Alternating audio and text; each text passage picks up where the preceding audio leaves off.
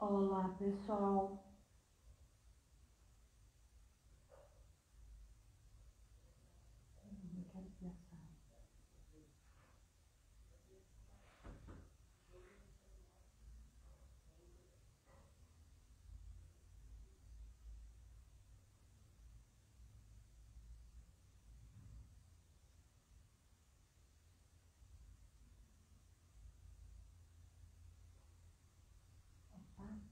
Deu problema aqui. Só um minutinho, gente. Eu vou ter que sair porque eu não estou conseguindo ver vocês. Tá tudo escuro a minha tela.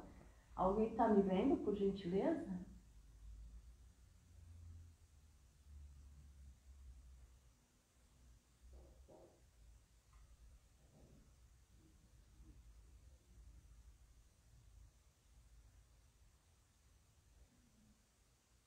Olá, olá. Bom. Opa, eu acho que agora eu consegui aqui, gente. Tive um probleminha. Boa noite, tudo bom?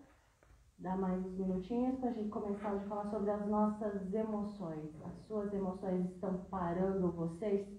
Então hoje a gente vai começar, né, ter uma conversa muito importante sobre essa questão de emoções que acaba atrapalhando a nossa vida no nosso dia a dia, tá bom? Só dar mais alguns minutinhos para que a gente possa continuar, né, com a nossa aula hoje. Essa aula eu vou trazer bastante informação, principalmente de como essas emoções, não só como elas nos afetam, a gente sabe. A grande questão é como que eu posso fazer para que eu melhore as minhas emoções e eu tenha um bom desempenho, tanto na vida profissional quanto na vida pessoal. Essa é a grande questão, porque muitos falam, Sandra, ok, eu tenho sim raiva, eu tenho várias emoções, e eu sei que isso impacta de forma negativa na minha vida, porém eu preciso o quê? Eu preciso aprender a controlar isso. Então, logo, logo a gente já começa essa aula aqui, só dá mais alguns minutinhos para o pessoal entrando. E aí a gente começa a explicar para vocês o porquê dessas emoções e por que eu ainda continuo cometendo os mesmos erros, mesmo eu não, tendo ciência de como que eu faço para, ou seja, eu tenho ciência que tenho raiva, mas como que eu faço para trabalhar essa raiva e não cometer os mesmos erros, tá bom? Boa noite, oi seu Enzo, tudo bom? Boa noite, a Daiane Turcotte, boa noite, tudo bom? Bora lá, guardar mais alguns minutinhos. Bruno, Ana, olá Ana, tudo bem? Ana Morini, tudo bom? Deixa eu ver quem mais está entrando aqui, que eu conheço. O Léo. Jarlene. Oi, Jarlene, tudo bem? Boa noite. Maria. Tudo bom? Milka, boa noite. Jarlene entrou aqui também. Vamos lá. O Léo, Franco Lima, Milka, boa noite, boa noite. A Lúcia. Senhor Eduardo Santiago, boa noite, tudo bom? Vamos aqui. Vou dar mais um minutinho e aí a gente começa a nossa aulinha. Senhor Will Nunes Costa, como a senhora está? Boa noite, tudo bom? Viviane Correia, tudo bem? Tem um pessoal aqui que eu conheço, prazer em revê-los, bom tê-los aqui. E aí a gente vai complementar aí muitas coisas também. Quem aqui é meu aluno em alguns cursos, essa aula será um complemento também para aquilo que eu já dou em sala de aula. Então, vai ser algo bem interessante para vocês também que já me conhecem. Viviane Correia, boa noite, tudo bom? Vamos lá. Quem mais está chegando aí? Que a gente possa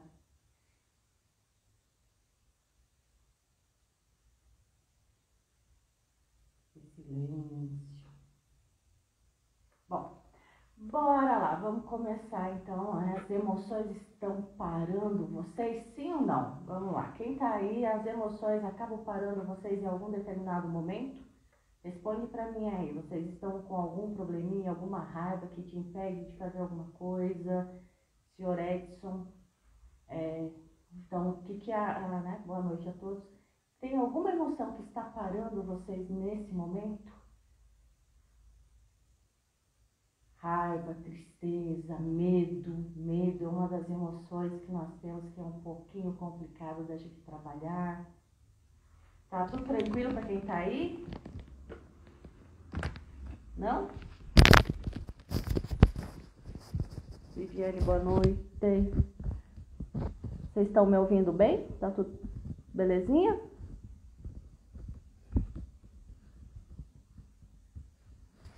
Então vamos lá. Bom, essa aula, enfim, a gente vai trabalhar essa questão das suas emoções estão parando você. Então o que acontece? Nós temos as emoções que são as primárias: felicidade, medo, tristeza, raiva e nojo. Essas são as nossas emoções primárias. Logo em seguida, legal, obrigada Ana. Logo em seguida nós temos as emoções secundárias. Nós temos as primárias e depois nós temos as emoções secundárias, que é vergonha, timidez, ciúmes e culpa. Você vai falar, Sandra, mas não é legal sentir raiva, não é legal sentir medo, não é legal sentir medo. Essas emoções, elas atrapalham a nossa vida? Sim, a partir do momento que eu não sei gerenciá-las, elas nos tornam o quê? Fazem com que a gente faça coisas erradas, impensadas muitas vezes. Mas todos os sentimentos que nós temos, elas são boas. Ou seja, você vai falar, nossa, Sandra, tristeza é ruim? Tristeza, se é a tristeza, se nós temos a tristeza, eu sempre falo, se Deus nos deu todos esses sentimentos, é porque Ele tem uma função. Se a gente entra na questão da tristeza, porque eu tenho a tristeza para poder medir também a questão da felicidade. Se eu fico só na felicidade, também a gente acaba tendo um problema, que é muito que as pessoas dizem por aí, que é a questão de ser positivo demais, né, um positivo tóxico. Então, tudo é perfeito, tudo é maravilhoso. Não existe tudo perfeito e maravilhoso. E se tem a tristeza ou tem a raiva, são sentimentos que eu tenho para que eu possa trabalhar isso e melhorar como ser humano. Então, a gente precisa, sim, de todas essas emoções e todos esses sentimentos, ou seja, os sentimentos que nós temos que nos levam a determinadas emoções e, consequentemente, a determinadas ações. A grande questão é: eu preciso aprender a gerenciar essas emoções. Não tem emoção ruim. Mas não é legal sentir raiva. Não é legal sentir raiva, mas ela é um parâmetro para você ver aonde que você está pecando em determinados momentos. Aonde que essa raiva está sendo ativada em você, qual o gatilho que ativou essa raiva e, consequentemente, você tomou uma ação que não foi bem a necessária naquele determinado momento.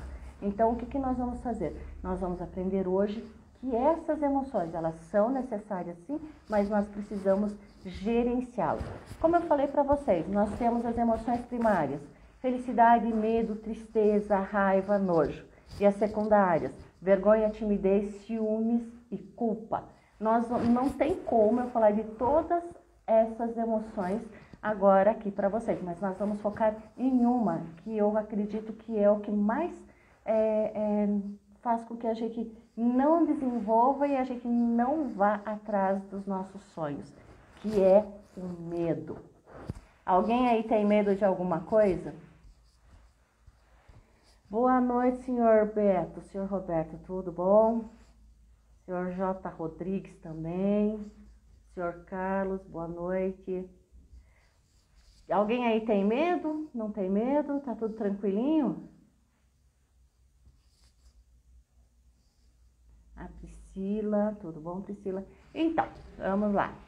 O povo tá meio silencioso. Gente, vocês podem fazer as perguntas, vocês podem questionar, enfim. Eu acredito que a Viviane falou aqui, sim, nós temos medo. Se alguém falar para mim que não tem medo de nada, medo da violência, é uma das coisas que nós temos. Medo de falar em público, né, Sr. Wilson?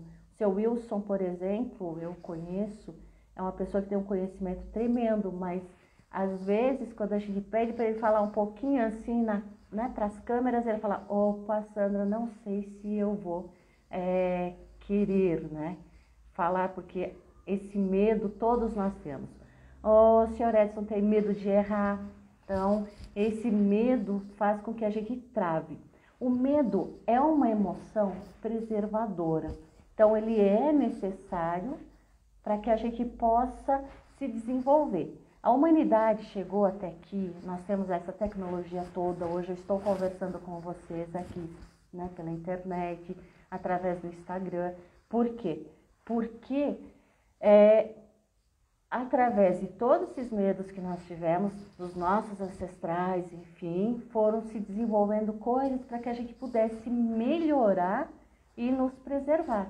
Então, o medo, ele é uma emoção que nos preserva, sim, até para a gente saber se pode continuar ou não. Medo de altura, medo de arriscar de novo, né? Já sofreu alguma coisa e fala, pô, será que eu vou arriscar de novo? Eu tenho medo de errar em alguma coisa que eu faça. A Jalene, então, esses medos, eles são, sim, é uma emoção que vai nos preservar, só que eu tenho que tomar o cuidado quando o medo se torna patológico. Ou seja, quando eu tenho um medo exagerado de alguma coisa, ou seja, medo de altura. É tão extremo o medo de altura. O senhor Beto falou, tenho medo de falar a quem depende de mim.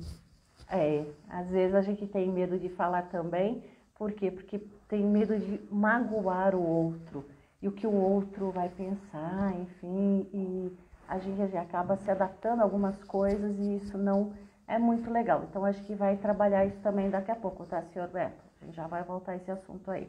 Então, esse medo patológico, ou seja, medo de maneira exagerada. Esse medo que eu tenho exagerado me leva a uma patologia, ou seja, uma doença. Aí você vai ter o quê? Os famosos calafrios, medo de faltar e não falar. Bom, depois a gente vai voltar aqui esse assunto, tá bom, seu Alberto? Reserva aí. Então, o que acontece? Quando eu tenho esse medo patológico, e nós temos medo, igual vocês falaram, de fracassar, de rejeição, de crítica, do desconhecido, arriscar de novo, como vocês já falaram aqui, medo de arriscar de novo, ok. O que é medo de arriscar de novo? Esse desconhecido e o que ele vai causar em mim, esse desconhecido. Então, muitas vezes, eu prefiro ficar quietinha no meu canto e não agir, por quê? Porque eu não quero mais sofrer. Muitas pessoas têm medo de dirigir, mesmo sendo habilitadas, então acaba tendo essas fobias. Esses medos exagerados, acontece o quê? Eu acabo tendo sintomas. Quais são os sintomas que vocês têm quando estão com medo? Taquicardia, falta de ar, tremores, tensão ou abalos musculares, tontura, sudorese, ondas de frio, calor. Ou seja, eu, por exemplo, eu tinha medo de falar em público, pavor de falar em público. Então, por que hoje eu estou aqui conversando com vocês? Porque eu fui atrás de ferramentas para perder o medo de falar em público. Então, para quem ainda não me conhece, que está aqui, eu sou, como diz o Beto, eu sou de Paulo Frontin, Paraná, sou uma frontinense. E eu saí da cidade de Paulo Frontin aos 15 anos para estudar. Porque eu queria muito fazer outras coisas da minha vida que não casar. E aquela época, uma das coisas que para os descendentes de ucraniano, o casamento é muito importante e dá continuidade à família, enfim, tem toda uma tradição, né, em cima disso. E eu falei para o meu pai que eu não queria, que eu queria estudar, trabalhar e viajar. Então, eu queria, ele falou, então, ok, você vai para São Paulo, ficar com o seu irmão. Foi o que eu fiz. Só que chegando lá, você tem um embate muito grande com a questão cultural. Lá as pessoas são diferentes de você, eram diferentes de mim. Eu falando leite quente para dor de dente, isso já soava de uma forma estranha para as pessoas. E nisso eu ia sofrendo bullying. A partir do momento que eu ia sofrendo bullying, eu me fechava. Então a Sandra, que era falante aqui na cidade, na pequena cidade, na colônia, que todos me conheciam, já deixou, chegou na cidade grande e acabou se fechando. Por quê? Porque ela não queria se expor para não sofrer bullying, as pessoas ficavam rindo do meu sotaque, as pessoas achavam engraçado e eu fui me fechando, me fechando, me fechando. Então, eu passei a ter medo de falar em público. Só que eu sabia que eu tinha muito potencial.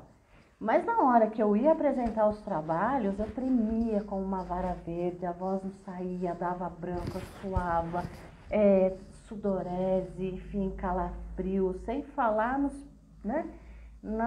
piriris que a gente tinha também, para que aquela coisa de falar em público me travava.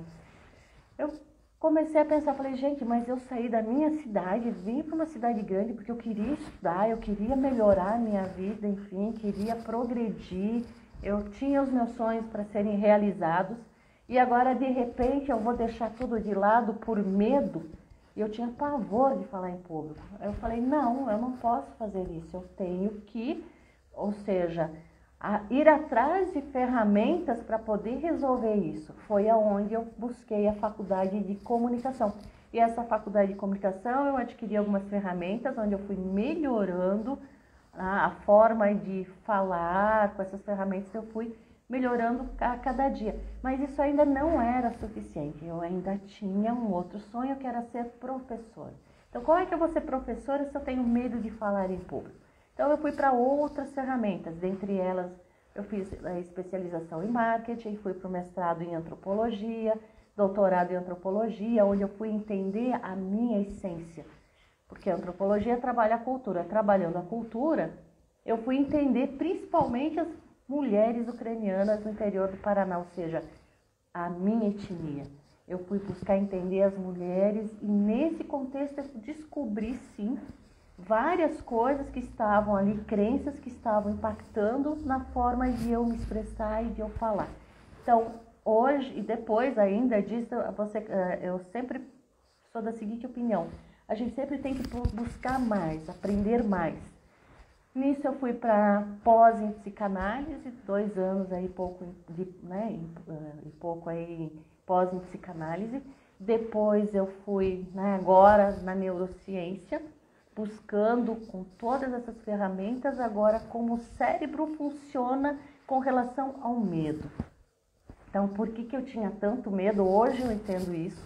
Hoje eu entendo as crenças que me limitavam. Hoje eu entendo o porquê do meu medo, o meu receio, os traumas que eu tive. E eu fui trabalhando isso com ferramentas. Uma vez que eu adquiri essas ferramentas, é o que eu procuro trazer agora para vocês. Para que vocês não sofram tudo que eu tive que sofrer para aprender. Então, hoje nós temos caminhos mais rápidos para que você não perca, não é perder tempo, mas para que você acelere o seu desenvolvimento, aprenda a falar bem, perca o medo de falar, perca o medo de ir para a ação, não só falar e se comunicar, mas agir em determinados momentos, porque a gente se trava, porque os sintomas do medo, eles realmente aparecem. Você vai falar, Sandra, então, professor Milton, prazer, sempre dando o seu melhor. Obrigada. Professor Milton, fazer um parênteses aqui, uma pessoa que foi um dos líderes com os quais eu trabalhei, uma pessoa maravilhosa e que me ajudou muito nesse processo também. Gratidão, né? Sempre que a gente pode, a gente tem que agradecer aqui também. Bom, então dando essa continuidade, e aí eu percebi que não era só eu, às vezes parece que só você tem medo de tudo, só você tem medo de falar, só você tem medo de agir. Mas com relação a esse medo específico de falar em público, dentro das minhas pesquisas, eu descobri o quê? 90% da população mundial tem medo de falar em público, tem pavor de falar em público. E quando eu me refiro a falar em público, não é você dar uma palestra, não é você ministrar uma aula, é falar muitas vezes com uma pessoa. É falar, igual o Beto falou, às vezes eu tenho medo de falar com uma determinada pessoa. E por que a gente tem esse medo? Então, assim, às vezes é falar com aquele chefe. Eu já tive alunas, já tive mentorados, enfim, onde o medo era de falar com o chefe. Faz o trabalho perfeito, lindo, maravilhoso, mas tem pavor de falar com o chefe. Então, ao falar em público, não se resume a um público enorme. Uma pessoa, muitas vezes, já é nos causa, eu falo muito bem, tem uma boa desenvoltura em vários ambientes, mas em um determinado ambiente eu não tenho. Então aí a gente já considera como sendo medo de falar em público. Então nesse contexto eu percebi, opa, eu não estou sozinha nisso. E muitas pessoas têm esse medo também. E a grande questão é, essa questão do medo, por exemplo, de falar em público, ela nos trava e impossibilita da gente conseguir melhorar no emprego, melhorar inclusive no âmbito profissional e pessoal. A gente acaba sempre arrumando algumas confusões aí de forma desnecessária. É um trabalho que a gente faz, é contínuo, não é de um dia para o outro, mas cada dia que você recebe uma ferramenta, você começa a praticar, é o primeiro passo, e aí sucessivamente quando você vê, você estará assim, igual a mim aqui falando com você ao vivo nessa aula. Mas a gente precisa entender, como hoje eu vou focar na emoção medo, o medo, por que a gente tem medo? Porque o nosso cérebro, ele não distingue se é real ou imaginário. Ele não sabe o que é real e o que é imaginário. É você que vai dar esse comando para o seu cérebro, e vai definir se é real ou não. Percebe? Então, assim, ele gera... A grande questão é, se ele não sabe o que é real do que é imaginário, tudo que você passar de informação para ele, ele vai ter como verdadeiro. Lembra, às vezes, a sua mãe fala, olha, filha, você está exagerando, não precisa ter medo. Para que esse medo todo? É um exagero.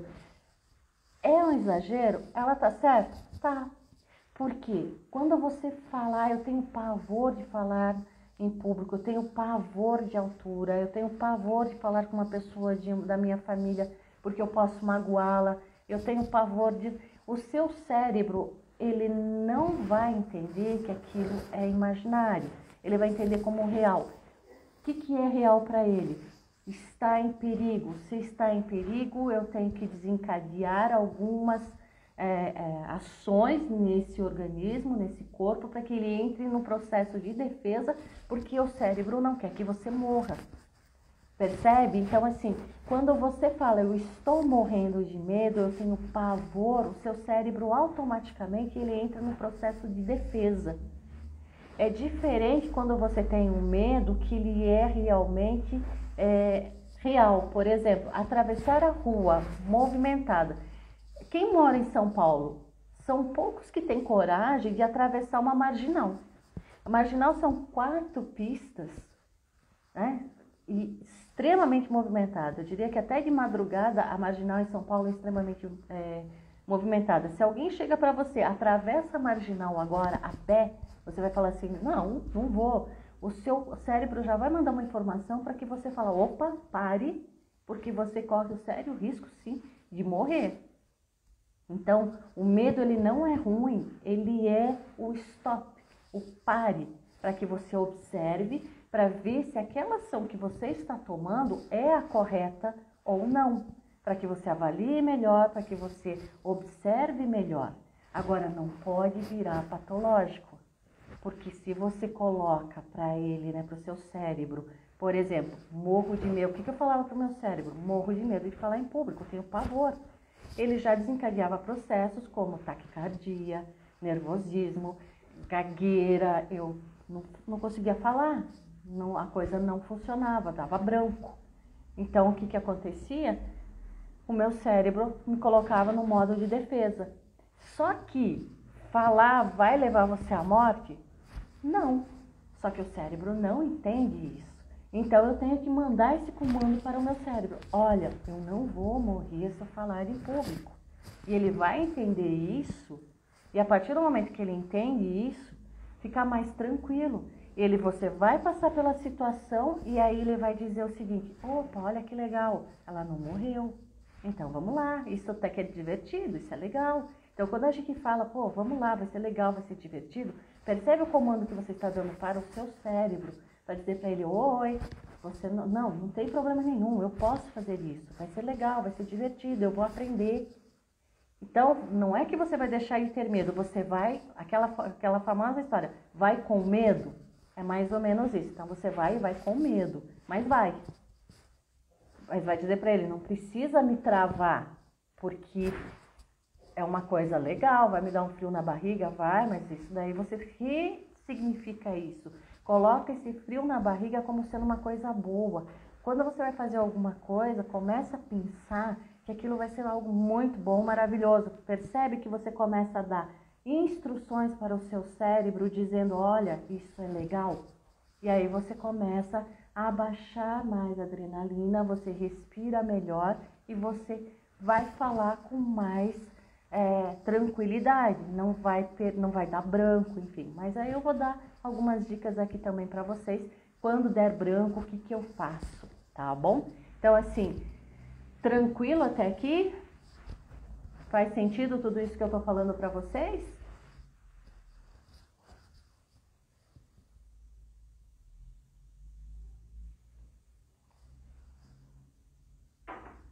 Vamos lá, pessoal. Guardar um pouquinho, ver se eu tenho alguma resposta. Tranquilo, beleza, Jarlene. Tranquilinho, seu Carlos. Faz sentido, né? Percebe quando a gente começa...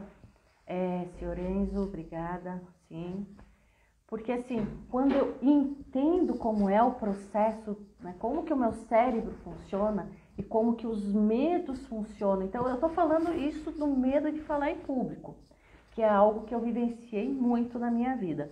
E hoje, para mim, já é mais tranquilo, sim. Ah, Sandra, você não tem mais frio na barriga? Não dá medo? Não, eu tenho ainda o friozinho na barriga, eu ainda tenho receio. Agora, a grande questão é, eu passo comandos para o meu cérebro para que ele entenda que aquilo é normal, né? Que aquilo é normal e ok, faz parte. Então, ele fala, opa, legal. Quando você fizer isso, der esse passo, ir para frente, né? Der esse passo à frente, der esse passo à frente, você vai ter uma sensação tão gostosa, tão agradável, que você vai querer mais. Você vai querer fazer mais vezes, porque isso é legal. Vamos lá, o seu Will Nunes falando assim, seria declarar quais os benefícios sobre o falar para que os fatores positivos possam tomar frente? Perfeito, Sr. Wilson, é um dos exercícios que eu vou ensinar hoje aqui para vocês. Eu preciso colocar na minha mente, passar essa mensagem para o meu cérebro, que isso é algo legal. Quais são os pontos positivos em falar em público, né? E a grande questão é, a partir do momento que e percebe que aí você começa a gerenciar as suas emoções, é isso, gerenciar as suas emoções, é entender de onde vem esse medo, medo do fracasso, medo da crítica, medo de falar em público, todos os medos que nós temos, nós vamos aprender de onde ele vem, ou seja, nós vamos entender o que é real e o que é fantasioso, porque a grande questão, igual estamos falando, então, a depressão, por exemplo. A depressão é por quê? Porque eu fico muito no passado.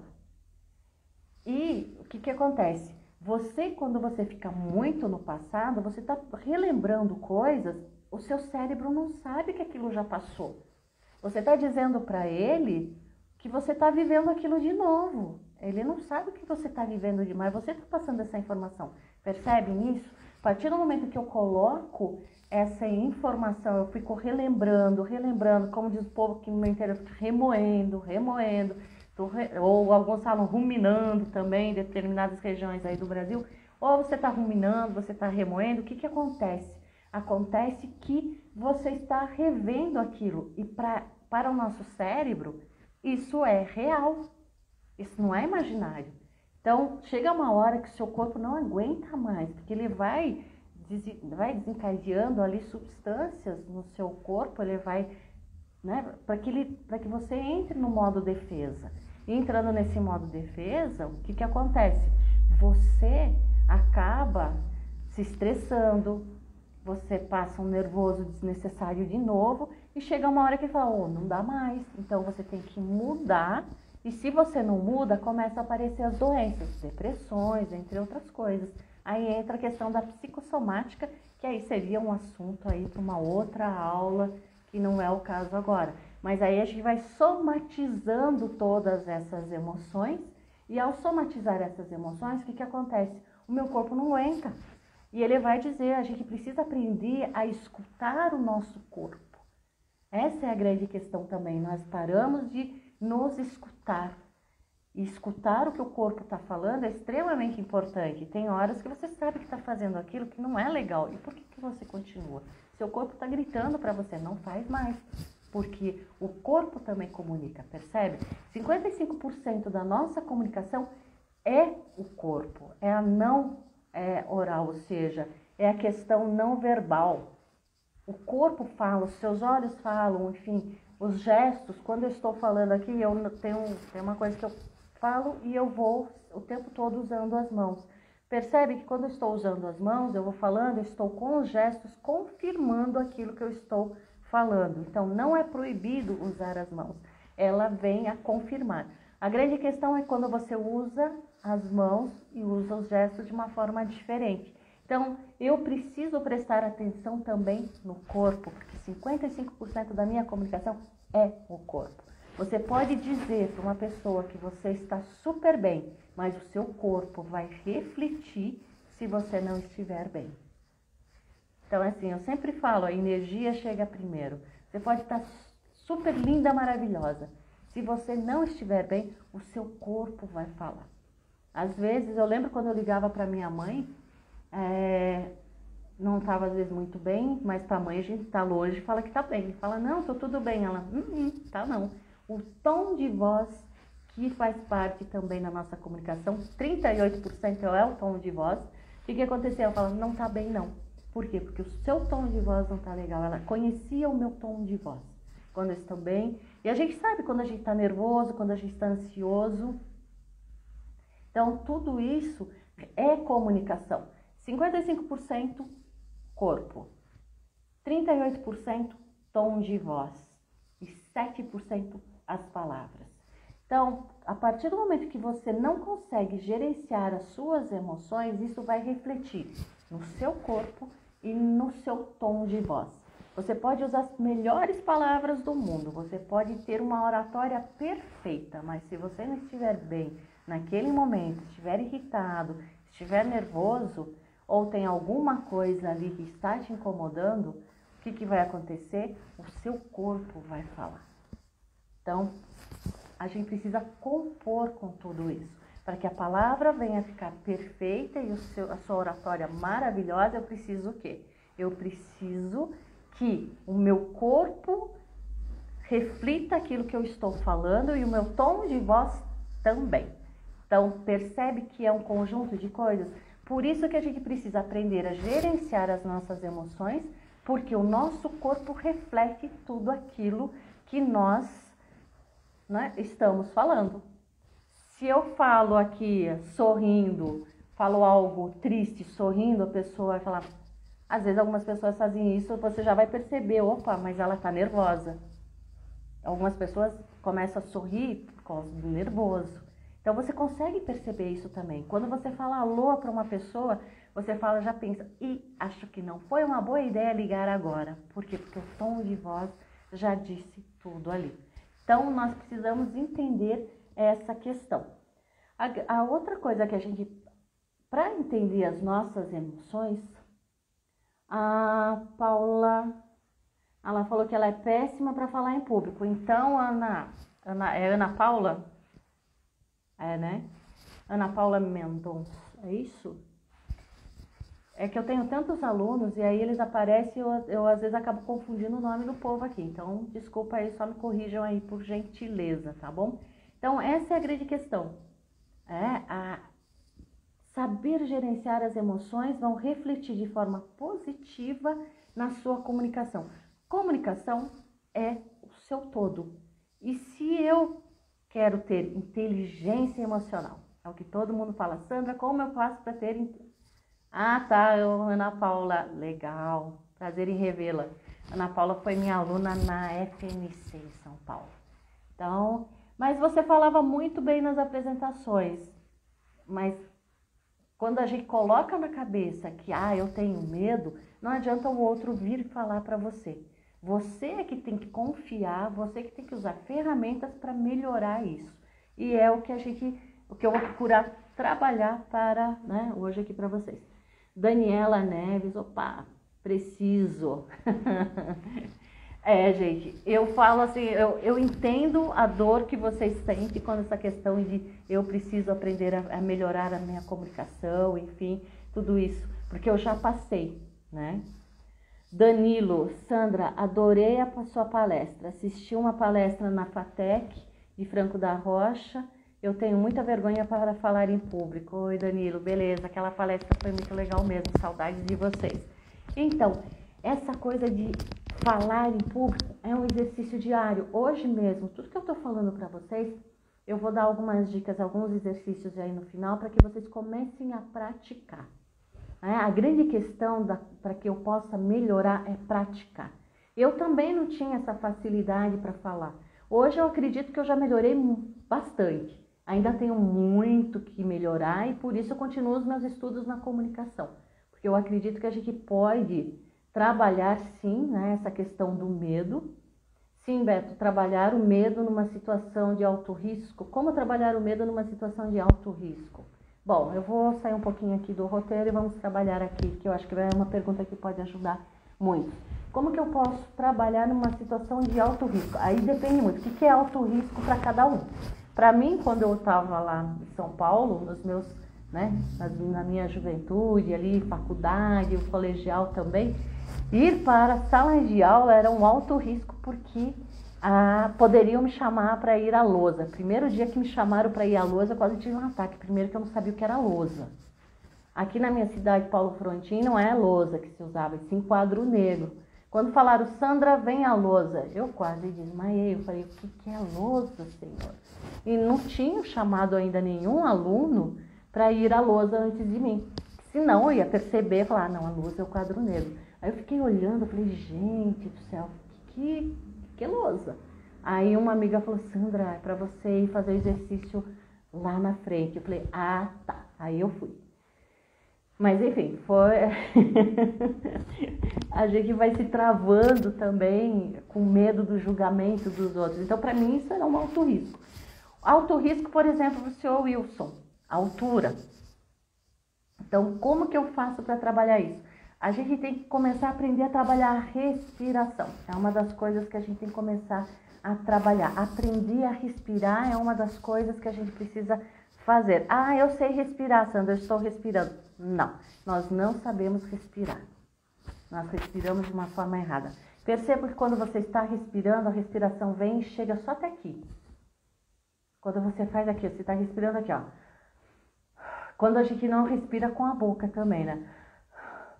Percebe? Eu tenho que aprender a respirar enchendo aqui o tórax.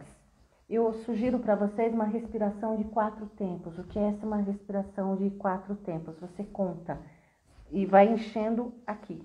Vou falar a barriga, que aí fica mais fácil para entender. Você vai enchendo a barriga, conta até 4.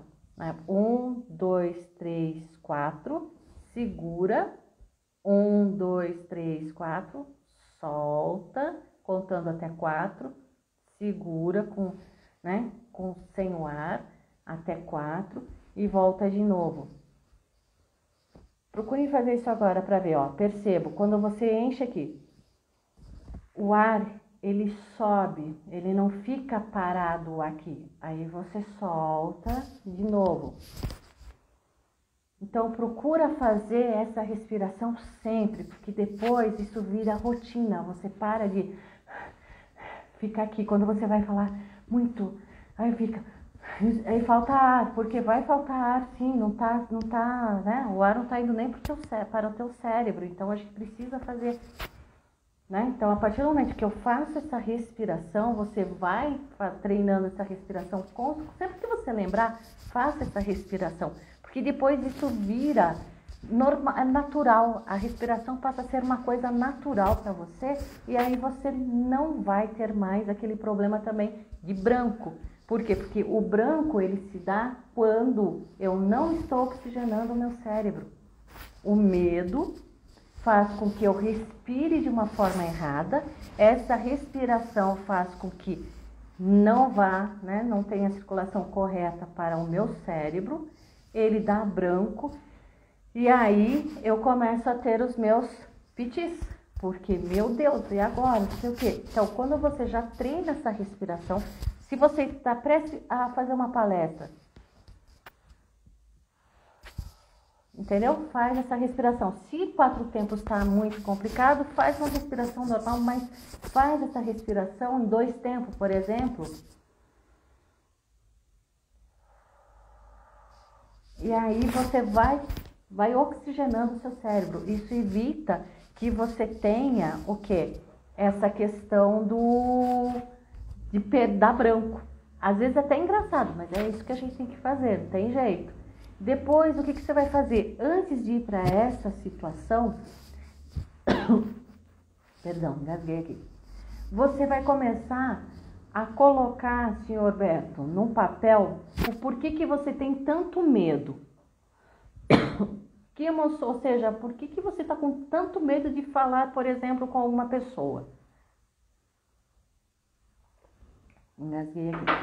Por que você tem tanto medo de falar com essa pessoa? Coloca tudo no papel. Todos os sentimentos que você tem de falar, opa, eu tenho medo de falar com fulano porque eu acho que ela não vai gostar, porque vai reagir de tal forma, tá. Coloca tudo no papel, porque a gente precisa materializar o nosso sentimento. Então, a gente vai escrever. Escrevam, não tenham preguiça de escrever. Se for necessário, faça um diário de todas as suas emoções. O que você sentiu, aquilo foi complicado, vai lá e escreva. Escreva tudo isso. E depois você vai fazer o seguinte exercício, senhor Beto, e vocês também, para qualquer sentimento que você tenha. Escreve o porquê desse medo, porque você não quer falar, porque você não quer fazer, escreva. Depois você vai colocar e vai escrever quais as vantagens em falar para essa pessoa. Se eu falar o que eu tenho que falar para essa pessoa, ela pode não gostar? Ok, ela pode não gostar, mas ela vai saber o que eu estou sentindo. Ela vai saber que eu tenho necessidades que nesse momento elas não estão sendo atendidas, porque eu estou tendo que deixar de fazer algo para mim para poder ajudá-la. E eu fazer algo para o outro e eu não ficar bem não é legal. Então, os senhores bonzinhos de plantão, por gentileza, começa a fazer esse exercício. Outro dia eu lembro que até aqui tem o pessoal que eu dei aula, se o outro não tem para lhe dar e mesmo assim ele oferece ajuda, significa que ele gosta muito de mim. Será que ele gosta? Gente, a gente só pode oferecer ajuda para o outro se a gente estiver bem. Se a gente não estiver bem, é a mesma coisa que abraçar os dois e ir para a lama. Vai os dois juntos para a lama, porque um não vai conseguir ajudar o outro, percebe? Então, assim, às vezes eu deixo de fazer algumas coisas para mim, para agradar o outro, porque eu não quero confusão. E não querer confusão fica o quê? Você frustrado. E aí você começa a ter os ataques de nervo, você começa a ter os pitis, você acaba estourando com as pessoas que não devem. Então, falar para o outro quais são as suas necessidades, sim, o que você sente, o que você quer, o que você precisa. Eu coloquei até em uma das dicas que eu dou diariamente. Gente, o outro não sabe aquilo que você está sentindo.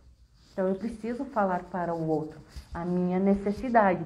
Só que a gente precisa falar com mais carinho. E a gente tem um grande problema, principalmente quando as pessoas são muito próximas a nós. O que acontece? A gente acha que o outro já está acostumado com a gente, então a gente chega gritando, dando os berros, enfim, parece ser normal. Então, a gente tem que começar a se policiar também. Tem horas que você fala, pô, estourou, mas você já tem consciência que aquilo não é legal. Então, a gente volta lá, pede desculpa, fala, desculpa, foi mal. E aí a gente começa a usar o quê? A comunicação não violenta. Dentro da comunicação não violenta, eu preciso falar para as pessoas aquilo que eu estou sentindo. Então, percebe, senhor Beto, voltando ali em alto risco, o que eu faço?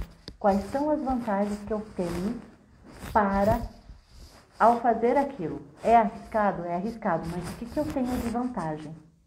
E aí você vai mandar o comando para o seu cérebro, ele vai falar, opa, você está com medo. Ok, esse medo, esse pare, é para você analisar. E você fala, bom, mas eu não estou conseguindo ainda nem me mexer. Eu tenho pavor de falar com aquele chefe, por exemplo. E eu penso que eu tenho um grande risco porque ele pode me demitir. Pode ser. Mas aí, quais as vantagens você tem em falar também? Porque a gente julga o outro por nós mesmos. Tem essa grande questão. Às vezes a gente nem conhece o outro, a gente já está julgando e pensando, o que o outro vai dizer. Essa questão de julgamento é muito importante a gente observar. O quanto você está julgando, e muitas vezes a gente julga e acha que o outro também vai nos julgar da mesma forma. Então, uma das coisas para a gente ter uma boa comunicação, para que a gente tenha uma boa inteligência emocional é parar com o julgamento. Sandra, julgamento é uma crença que nós trazemos culturalmente. Desde pequeno a gente já começa lá. Pode isso, não pode aquilo, o que o outro vai falar, o que o vizinho vai pensar, enfim, nesse contexto todo. Aí a gente cria o medo da crítica, o medo de ser avaliado pelo outro, de ser julgado, e a gente trava. Então, às vezes, a gente prefere não arriscar, ficar ali no comodismo. Por quê? Porque fica fácil. Para que eu vou sofrer, criatura? Não é assim que fala? Para que eu vou sofrer? Desnecessário. Então, o seu cérebro, que vai para nós vamos para o nosso cérebro reptiliano, que ele fala, fica aí bonitinho, você não precisa, para que você vai se esforçar? Só que isso gera um sofrimento também, porque o não fazer, você sabe que você pode e você tem competência. E não fazer, o que acontece? Você se sente frustrado, angustiado, aí você fala, não, mas o que está acontecendo? Por quê? Porque no seu interior, lá no fundo, você sabe que você pode fazer aquilo. Aí você vai procrastinando. É mais fácil ir para os... Aí o nosso cérebro reptiliano diz o seguinte, para que fazer isso? Para que assistir uma live da Sandra? Ela vai falar que você precisa se esforçar, que você não precisa ficar aqui bonitinha assistindo uma novela, Netflix, entre outras coisas. Ele fala, você tem esses prazeres que são momentâneos. E esses prazeres momentâneos, você vai, ok, eu tenho aquele prazer momentâneo, mas você sabe que você poderia ter feito mais. E isso vira uma angústia. Aí você fica angustiado. Aí vamos de novo para a nossa depressão, entre outras doenças que vem aí. Por quê? Porque você tem consciência. A gente sempre sabe se a gente está fazendo certo ou errado. Percebem isso? Sr. Beto, consegui responder, que eu acabei colocando várias outras coisas aí no contexto também. Então, para que, o medo do risco, coloque no papel que sentimento isso te traz e se isso é verdadeiro ou não. E coloque as coisas positivas que você pode fazer realizando aquilo. Você manda esses comandos para o seu cérebro, dizendo, olha, fica tranquilo, coisas boas vão acontecer. É arriscado? Pode ser até arriscado. Mas entre ficar parado ou ficar parado e você ir para a ação, o que acontece? Você vai para a ação e aí você tem uma sensação muito agradável. Quando você vai lá e faz o trabalho, estuda, termina, tudo, não dá uma alegria? Então, você vai acostumar o seu cérebro com essa alegria. E ele vai ficar, opa, legal, vamos lá que eu vou ter mais disso e mais disso. Porque se você ficar ali no negativo, você vai ter mais disso. Sai do negativo, né? A diferença entre medo e fobia? Bom, o medo ele acaba gerando essa fobia, não é não, senhor? O que é a fobia? É o medo exagerado. Ele acaba sendo patológico. Ele vira uma patologia. É algo que você coloca ali comandos para o seu cérebro. Eu não vou conseguir, eu tenho medo de altura, eu tenho pavor, eu tenho isso, tenho aquilo.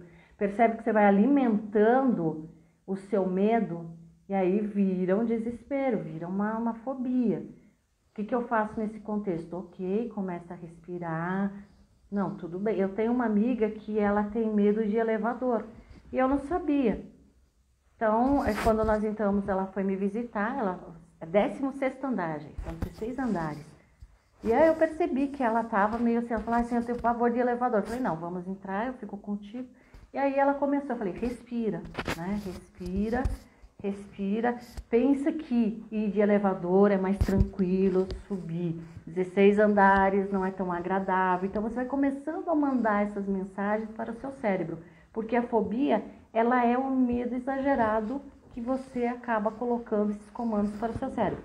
Percebe, aquilo que você dá foco, aquilo cresce.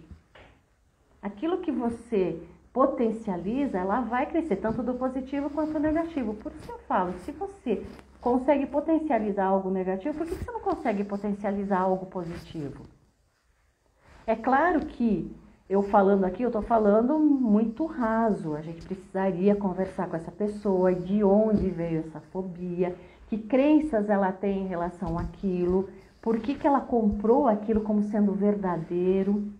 Então, teria que conversar um pouco mais. Eu estou falando assim a grosso modo, para que a gente possa entender e trabalhar isso. Porque aí você, igual medo de voar. Tem gente que nunca voou, mas tem pavor. Por quê? Alguém disse em algum momento para ela que aquilo era extremamente perigoso. Ela compra como verdadeiro, ela tem essa crença como verdadeira. Que ela vai entrar, ela vai ter uma parada. E ela pode ter essa parada sim. Porque ela vai potencializar isso, percebe? Ela acaba potencializando isso e isso acaba virando um problema. Certo? Tranquilo, senhor Beto? Consegui responder? Agora, se a pessoa realmente tem esse problema, acredito que fazendo uma mentoria ou um tratamento de terapia, isso pode ajudar bastante. A grande questão é, todo mundo fala que... eu sempre dizia, eu sou muito racional, eu sou coração de pedra, aquela coisa toda. Até eu aprender um pouco mais sobre psicanálise, psicologia, né? Eu atuo na psicologia também com psicologia social, cotidiana e comunitária, antropologia, essas ferramentas todas que eu fui atrás para que eu pudesse me desenvolver. Então, aí eu fui falar, opa, Sandra, não tem essa, eu sou 100% racional. Gente, já foi provado cientificamente que nós somos emocionais. Antes mesmo de eu tomar uma decisão, o meu emocional já decidiu. Aí você fala, não, minha decisão foi racional. Não, ela foi tomada pelos seus 95% que é o emocional. Ou seja, todas as crenças positivas e negativas que você traz, faz com que você tome as suas decisões. Nós temos 5%. Alguns estudiosos dizem 10% e 90% emocional. Então, tudo está no nosso subconsciente. E dependendo da situação, essas janelas são abertas e se toma a decisão. Então, o que eu preciso perceber? Por que eu estou, por exemplo, no mesmo ciclo? Eu não saio daquele ciclo, eu continuo cometendo os mesmos erros, Por quê? Porque é o seu emocional que está decidindo isso. 5% é consciência. Então, o que a gente precisa fazer? Trazer para a consciência o que está acontecendo e, nesse contexto, ressignificar isso para que a gente quebre esses padrões, para que a gente quebre essas crenças e a gente consiga evoluir. Percebe? Então, assim, conhecer o funcionamento do nosso cérebro, entender que nós podemos dar comandos para eles, nós temos 5 ou 10%, alguns cientistas dizem 5%, outros dizem 10%. Então, usar esses 5 ou 10% para que esses 95% trabalhem a nosso favor. E é a gente fazendo comandos, fazendo exercícios para que a gente possa trabalhar isso. Você pode fazer isso sozinho? Até pode, fazendo esses exercícios que eu estou falando para você, já melhora bastante. Mas se ainda assim não fala, Sandra, ainda assim não está fácil. Ok, procura um especialista, uma psicóloga, um psicanalista. Você tem várias terapias alternativas que ajudam bastante também, tem questões, né? Então, assim, eu não sou contra nenhum tipo de terapia, desde que ela venha a ser benéfica para a pessoa. Então, cada um, você pode se, né? Tem pessoas que gostam mais do estilo freudiano, tem outros que gostam de Jung. Então, assim, é o que você se adapta, é aquilo que funciona para você que você tem que procurar. Então, assim, eu fui atrás de várias ferramentas e eu criei o meu método. Então, através do meu método, eu consigo fazer com que as pessoas, né, acabem se desenvolvendo, sim, através desse método. É onde eu vou, pego coisas da antropologia, eu pego coisas da psicanálise, da psicologia social, ferramentas da comunicação. Então, tudo isso para que a gente possa melhorar o quê? O nosso desenvolvimento. E a gente consiga, na realidade, melhorar o gerenciamento das nossas emoções. Essa é a grande questão. Aprender a gerenciar as nossas emoções, eu diria que é 90% para que a gente tenha sucesso em tudo na nossa vida. Vamos lá, o Beto está falando aqui. Perdi o medo de voar quando aprendi contabilidade. O mesmo número de decolagem tem que ser igual ao de aterrissagem. E dá um medo se a conta não fechar. É, perfeito. Se a conta não fecha, você fala, opa! A grande questão é que esses medos nos levam muitas vezes à dependência emocional, à manipulação. A gente tem medo muitas vezes de desagradar o outro e aí vira aquela questão de eu vou ser a boazinha, eu faço tudo porque o outro não fique bravo comigo. Gera muitas vezes aquela dependência emocional. Então, né, isso tudo faz com que a gente acabe tendo prejuízos na nossa comunicação. Uma vez que eu não tenho uma boa comunicação, eu não tenho uma boa inteligência emocional também. A partir do momento que eu consigo gerenciar tudo isso, ficar mais tranquilo. Gente, eu acho que já está dando o nosso horário, não? Acho que a gente está quase terminando aqui. Então, vocês tendo perguntas, por gentileza, pode deixar, que depois eu vou respondendo todos aqui. O senhor Beto fez... Consegui responder suas perguntas, senhor Roberto?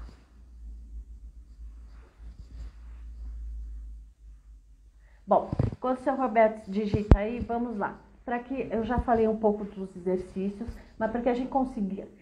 Um dos exercícios para a gente regular as nossas emoções é essa questão. Faça perguntas. Por que eu tenho medo de falar em público? Porque eu serei julgada, porque eu serei criticada, porque eu tenho medo do desconhecido, eu não sei o que vão falar, eu não sei o que vão dizer, enfim, tudo isso nos leva a um medo do desconhecido. Outra coisa que o medo nos faz é usar demais os vícios de linguagem. O medo faz com que a gente tenha o branco, e esse branco a gente também faz o quê? Nós colocamos os vícios de linguagem, por exemplo, o né. Então, enfim, alguns desses vícios de linguagem eu coloco para poder dar tempo do meu cérebro processar e vir com a resposta. Então, eu vou deixar também para vocês um presente. Vocês vão entrar no link aí da minha bio e lá tem um e-book que foi feito assim com muito carinho para vocês, onde eu mostro quais são os vícios de linguagem e como vocês podem trabalhar esses vícios e melhorar isso no seu dia a dia. Então, eu dou alguns exercícios lá também, algumas dicas de como você pode melhorar. Tá, o senhor Beto falou que apenas eu confundi no início quando eu disse que tinha medo de faltar as pessoas que dependem de mim e você leu falar, ok. Eu li, acho que estava lá falar, faltar, enfim, então foi um erro aqui na leitura, senhor Roberto, queira me perdoar, tá bom? Então, qual é o exercício que vocês vão fazer? Façam perguntas. Lembra quando eu disse? A emoção não foi, eu tenho medo, eu tenho raiva, por que eu estou com raiva, por que eu estou com medo? Escrevam, faça perguntas, mas por que eu estou com medo? Por que eu não posso falar? Por que eu tenho medo de falar com tal pessoa? Eu tenho medo porque ela pode ser agressiva, ou ela vai me julgar, vai falar que eu sou burra, isso, aquilo. Coloca tudo que você pensa, né? Tudo que vem à tona aí. Quais são os sentimentos que vêm à tona, você vai escrever. Ok, fez essas perguntas.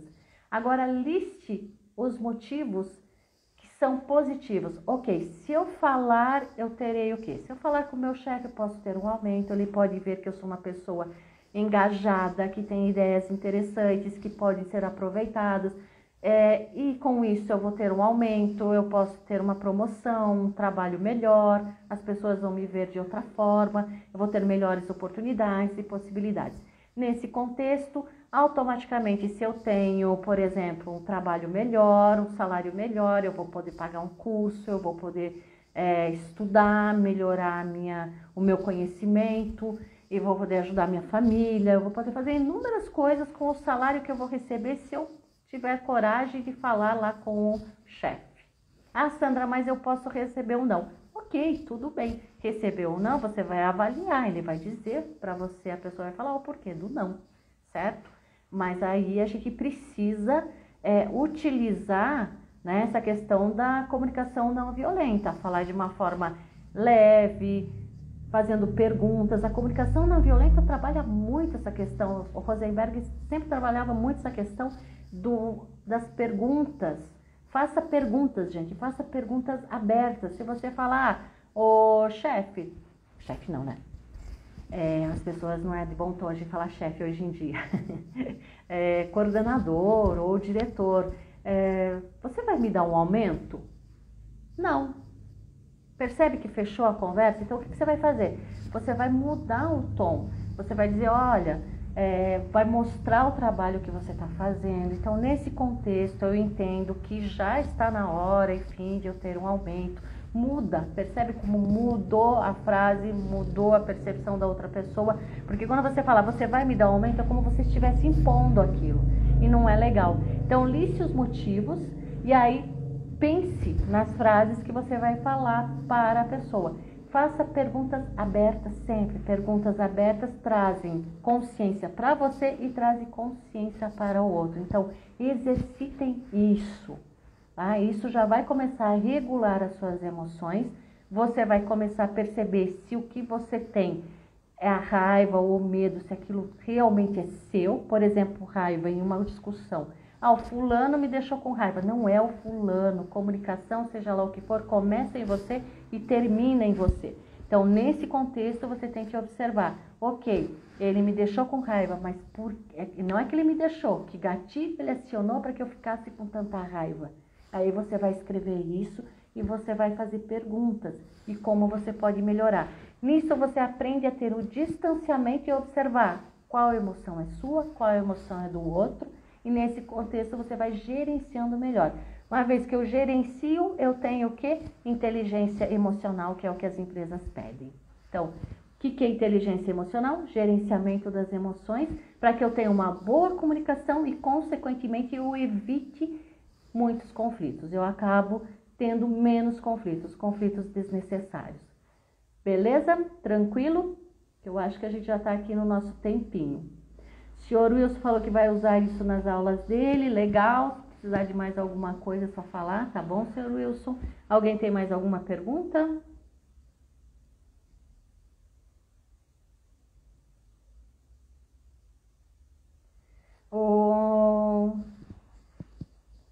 Eu tenho muito medo de falar em público. Começa a fazer esses exercícios. É que tem só ADR, eu sei, é Adilson, né? Adilson, acho que é o Adilson, tem muito medo de falar em público, enfim. Então, começa a fazer esses exercícios. Eu vou continuar dando mais dicas para vocês, continua aí assistindo, enfim. Passa para as outras pessoas que também têm medo. Eu estou programando de fazer um curso, onde esse curso eu consigo detalhar melhor os exercícios. Então, eu já estou trabalhando nesse curso, estou fazendo todo o projeto, porque como professora que eu sou, tem que ter uma ementa, tem que ter o programa, tem que ter tudo certinho, para que a gente, cada aula, vocês venham crescer mais e mais nessa questão de falar em público e aprender a gerenciar.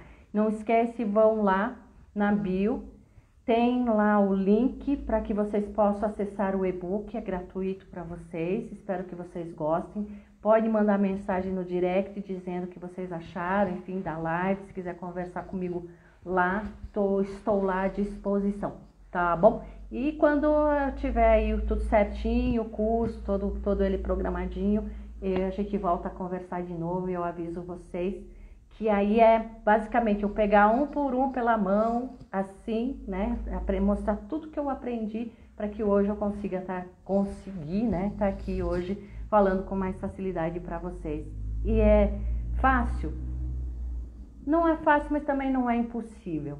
É passo a passo, é treino, é dedicação. E vocês estão de parabéns. Quem esteve aqui é porque quer melhorar. Então está vindo atrás do quê? De ferramentas para melhorar. Então todos que estiveram aqui, parabéns. Muito obrigado pela atenção, gratidão pelas perguntas. Eu sempre falo que uma vez as perguntas feitas agregam muito. E, enfim, tá bom? Gratidão e até a próxima. Aí eu aviso vocês quando nós tivermos a próxima. Beijo, fiquem com Deus.